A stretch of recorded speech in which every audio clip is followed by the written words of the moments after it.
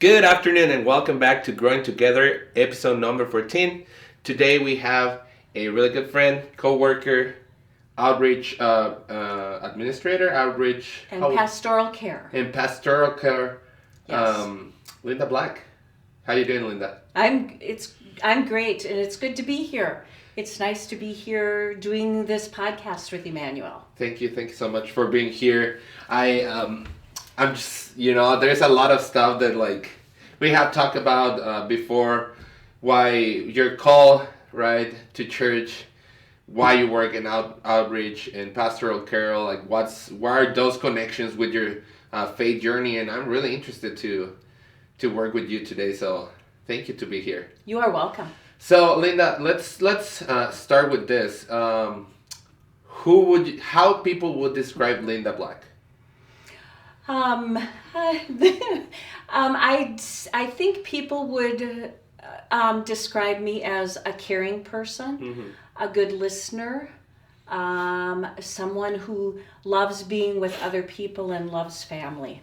Okay, so the care part of your job, you have been care for people your whole life, Yes, I would say I have been drawn to that since I was very young and I did a lot of babysitting when I was old enough to do that, but I also, being the second oldest sibling in my family, helped care for my younger siblings, but that's just a part of who I am. I like being with people, and before I did this job here, my job at my past congregation was director of children and family ministries. So I cared for the children and the families in our congregation.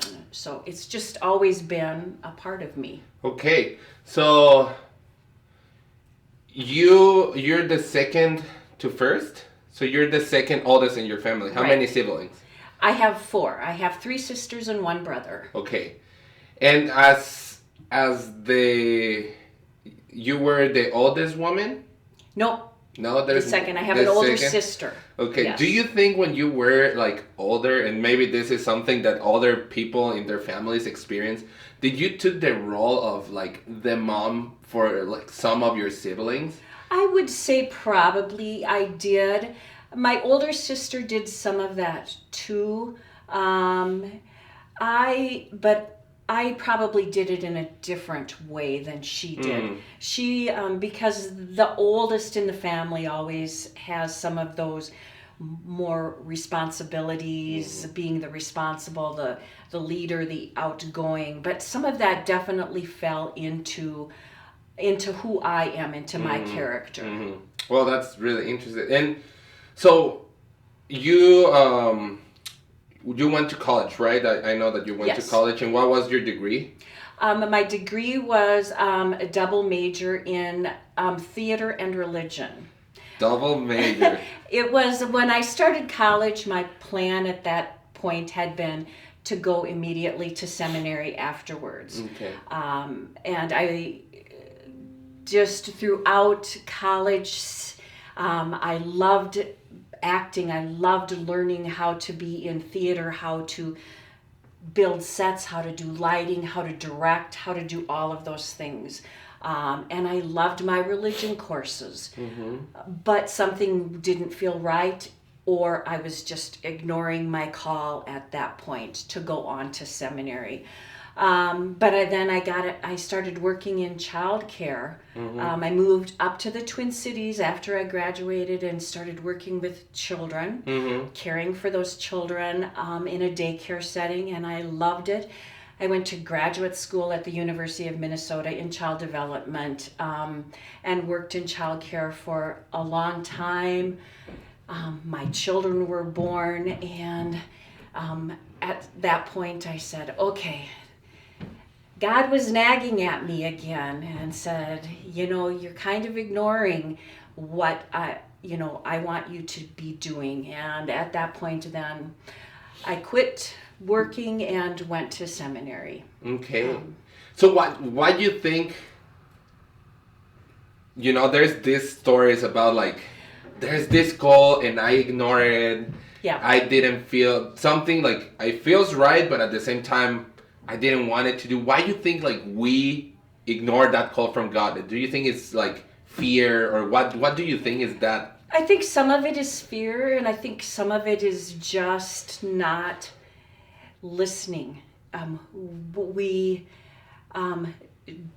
don't take the time to really listen and hear what it is that we're in a hurry. We're in a much bigger hurry to make decisions about our life rather than waiting for God's time to help guide us through. Even though I started college thinking I was going to go to seminary, when it got to my senior year, I thought, I didn't feel called to ordained ministry at that point. And I'm still not called to that kind of ministry. I am called to a different kind of ministry. And I don't know that it was bad, because my journey has led me to this point and a better understanding of my call. When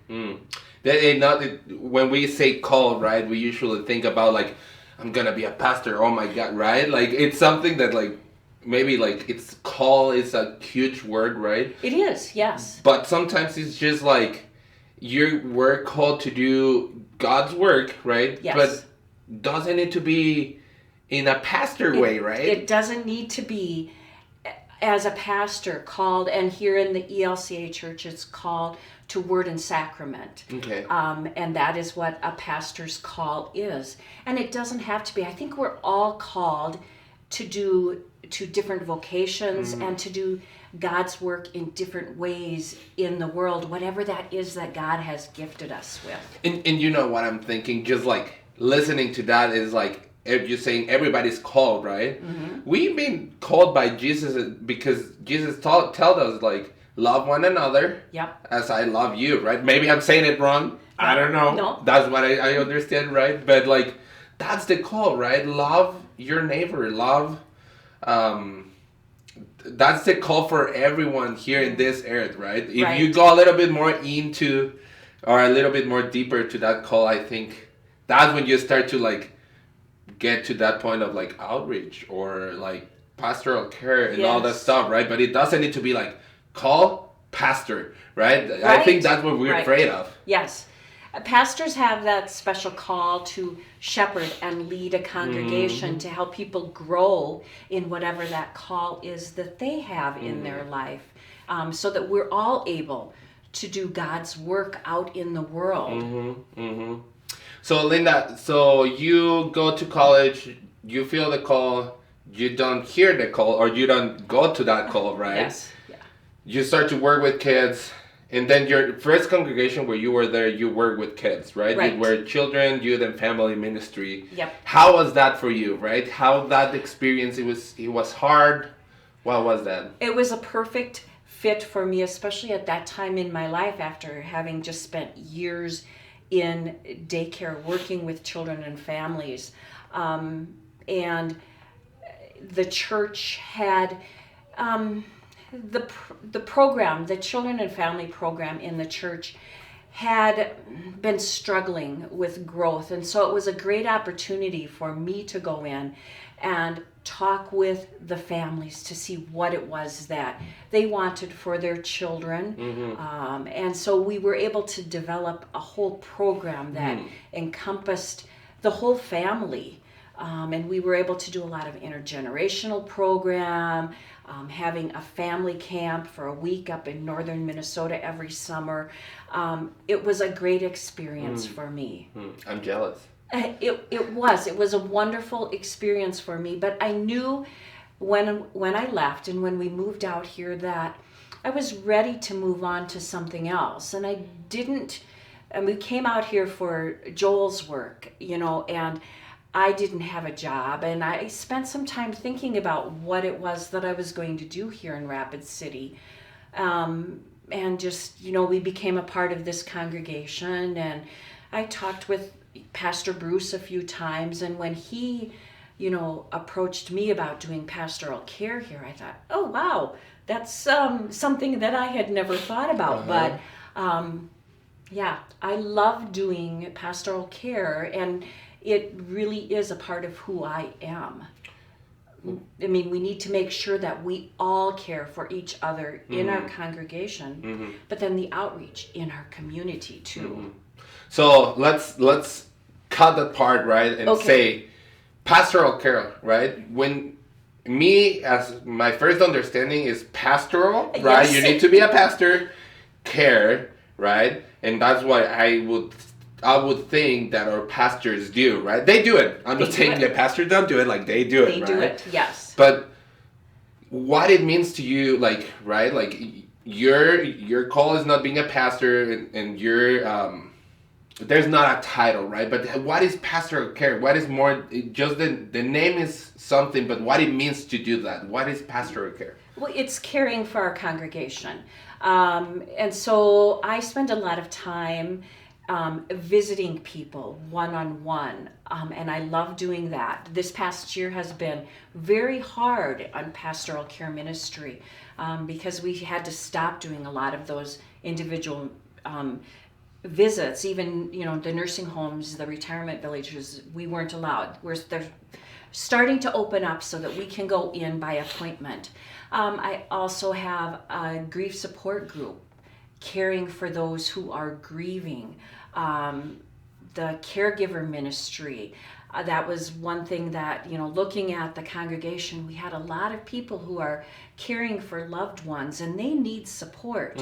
Being a full-time caregiver is hard work, both mentally and physically, and they need to have support from a community. And so starting that group has been really good for those people, and I think for our congregation as a whole. Yeah. It's just caring for our people, but also empowering others in our congregation through befriender training or however to care for each other too. So it's not that like pastoral care, let's say it here, right? And then from there we start to like small branches from that, Yes.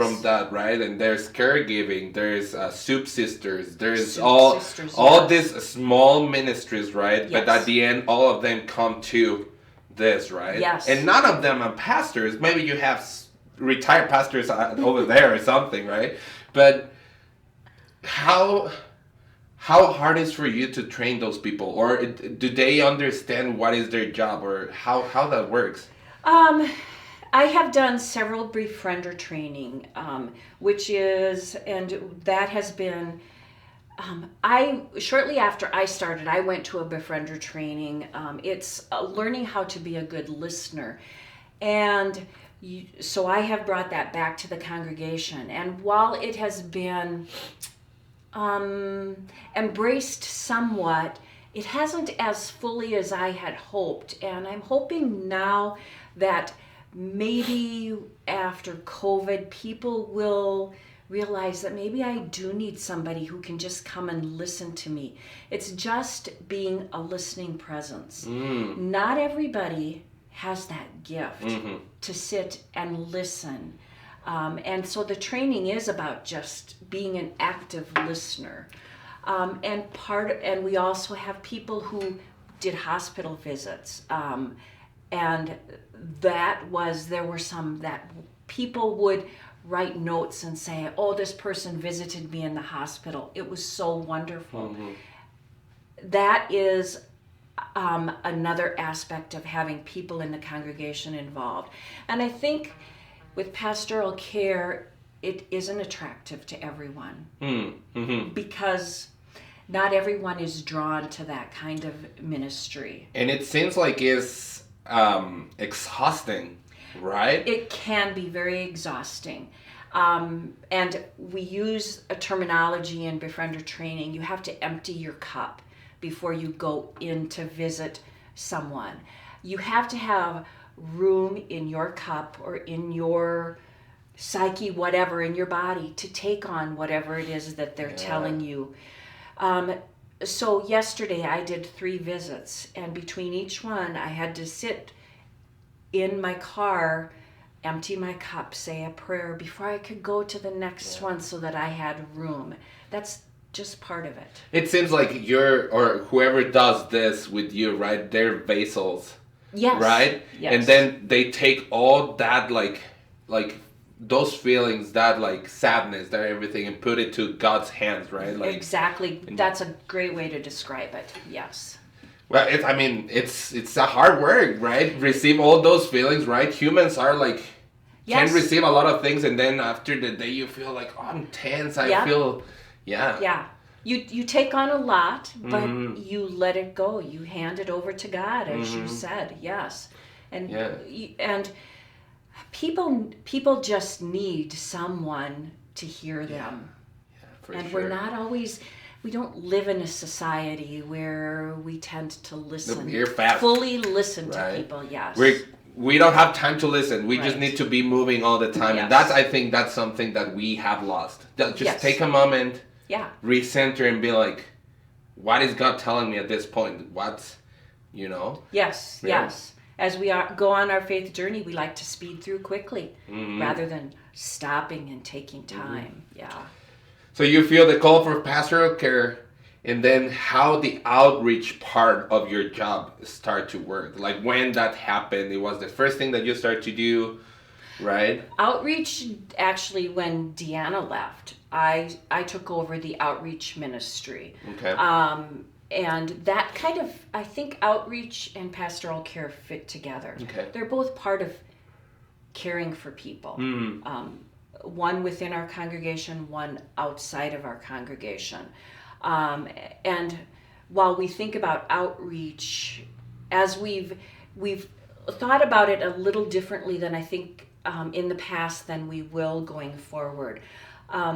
I would like us to think about what we have done as outreach, as social ministry, doing God's work with people outside of our community, and outreach being a little bit broader, how we're reaching out to people in different ways, maybe bringing them in, helping them to find God in their lives. So it becomes a little bit broader. Okay. But it's still caring for people. So I have two questions, right? So when we say we want to bring people in, right? Sometimes it would not be possible because people would not feel comfortable being at church, or they don't have a good relationship with church, right? There's a lot of people that feel that way. So what we do with that people? So we maybe can figure out a way that we can take God to them. Okay. God is already there with them. We don't have to take God, but we help them to see that and to realize that. But we are there with them to help them develop their relationship with God. It doesn't have to be in church. Maybe we meet them somewhere else. That's totally it. Like, something that I have thought when from my transition to Mexico and the Catholic Church to the United States and the Lutheran Church, right? I can see that like the congregation part and like how like just God is not just the building. God is not just in the building, right? Yeah. God is everywhere, right? And I think what I was taught in Mexico was like, you need to go to church to meet God. And it's like, but I don't want to go to church today, But then you feel like that pressure of being like, I need to go to church because I need to like give thanks to God, right? But no, you can do that like in your car or wherever you at, or with a group of people that actually just wants to like talk about like their faith and everything, and that's also like part of being a Christian, right? Exactly. Yes, but that doesn't mean that coming to church for worship is not important, because coming together as a community is so very important to our congregation. We come together to worship God as a community, and that is very important to do too. But not every person is going to be ready to do that. Yeah, for sure. And I have another question about our outreach. We do a lot of like service, right? We sometimes we do packings, or we do this and we do that, right? but at the end we are not able to see the final product of it, right? How we can make that happen? What if outreach would be the difference, right, of outreach to like communicate with those people? And that is actually something that I have thought a great deal about. And those are the kind of things that I want to kind of put under an umbrella of social ministry. And I want it to become more relational. Because that's where I think we can make an impact in our community and in people's lives. And we have to keep doing what we do, but to find ways where we can create relationships. Woyatan is a wonderful example of that. That is a wonderful congregation that is growing, and we have that relationship with them. And to be able to build on that, to continue the relationships that we have, to get more people from our congregation to go over there every month, to do the meal, to worship with them in a way that is so wonderful in their culture, and to sit down and have tacos with them.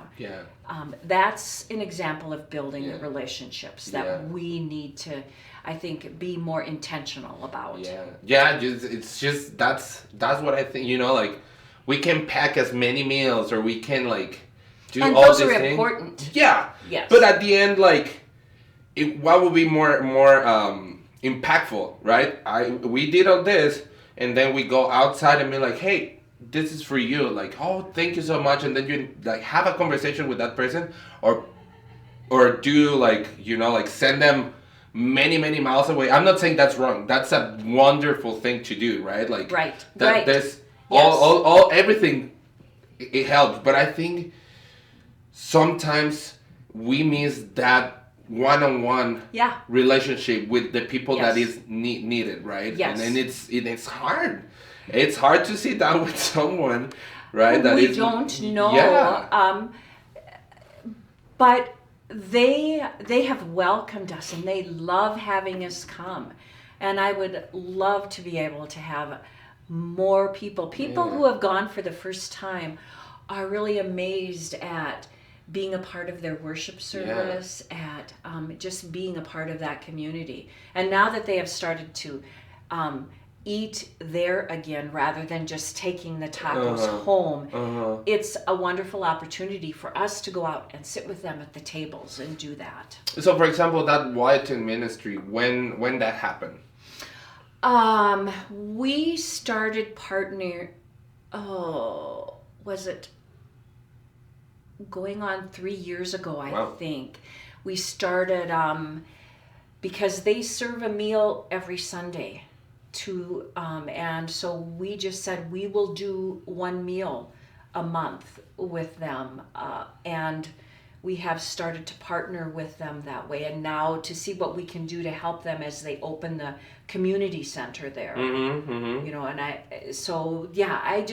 I can imagine our relationship growing as they start to do more things with their community. And what a wonderful time would be, like, maybe one Sunday, at some point, people from Woyatan will start to walk in here. Yes. Right? They will feel like, if they can come here, I can go there. Yes. Right? And just like, it will be like such a like impactful thing of like, we worship the same God. And is exactly. Like, yes, that we have that back and forth where it feels good. For sure. Is that something that they go to people that helps and stuff like that? Is that something that they go straight to you? How is that connection? They need to call the office, or how that they works? Can just call the office and just let anybody know, or they can just send me, an email here at church. I don't care if people text me, whatever, but it would be great to have new people coming, old people coming. It's nice to have a wide variety of ages that come to help too. So now that we talk about everything that you do, right? It seems like you're everywhere, right? You're everywhere. It seems like you're like working all the time. where is the time that where do you find God during your day, right? Because we need to fill our cup with God, right? To be able to do God's work. Yes. Right? If we're empty, we're not able to take care of ourselves or something like that. Well, we're not going to be able to care for other people. So where is that time for you? That time for me, in the morning, I always take a little bit of time for myself with scripture and prayer. Sometimes it's sitting at home. Sometimes going for a walk by myself is my time to fill my cup.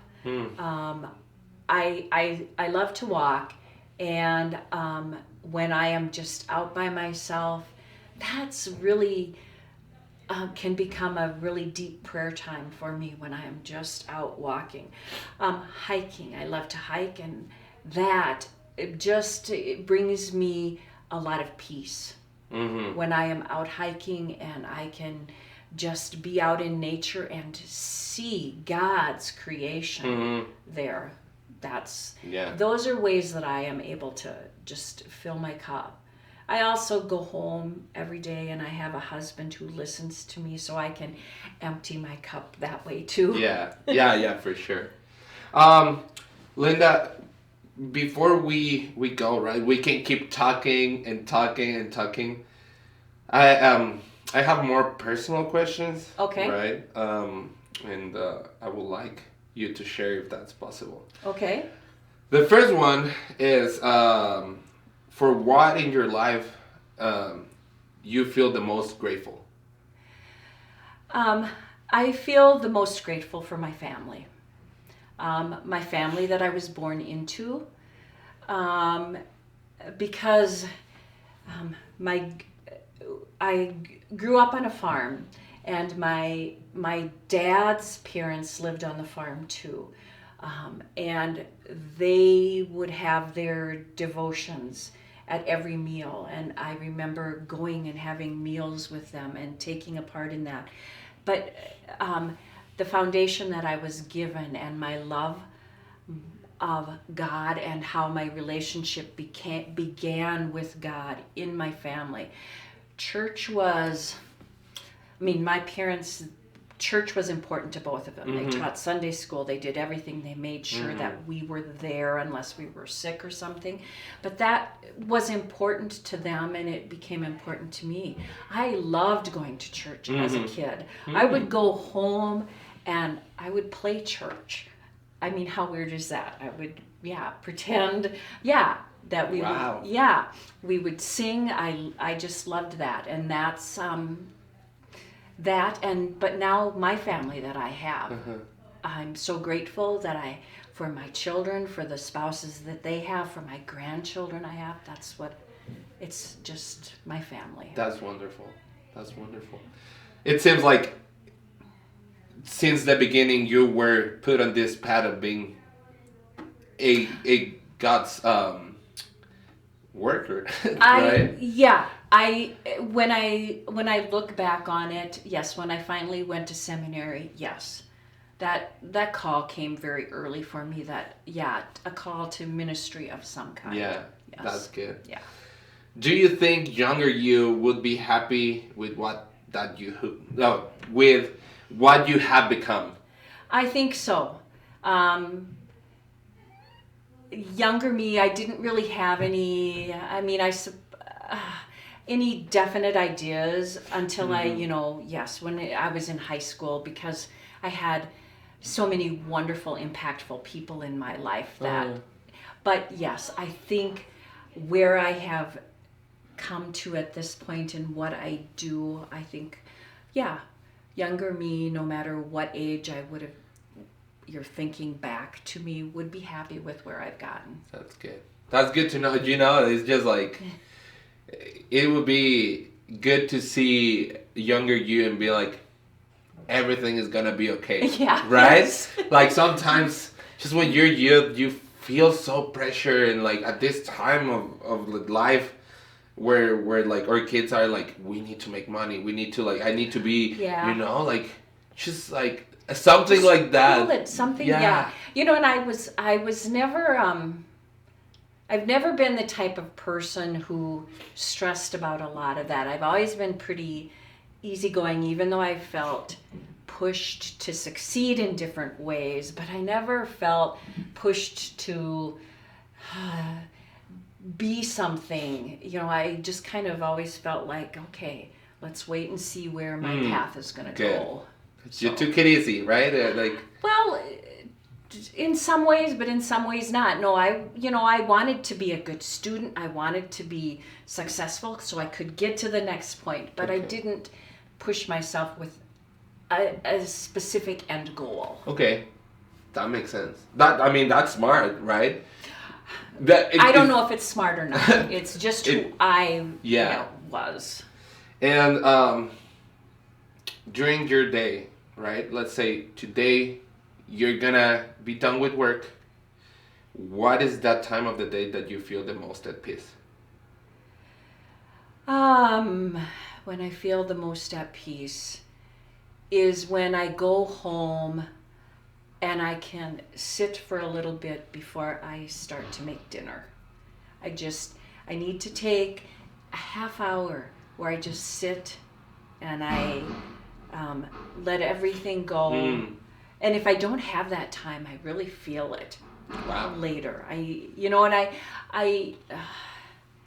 I used to always, when I was working in daycare with children and families, I always used to say, when you pick your kids up and you go home, they're going to be hungry.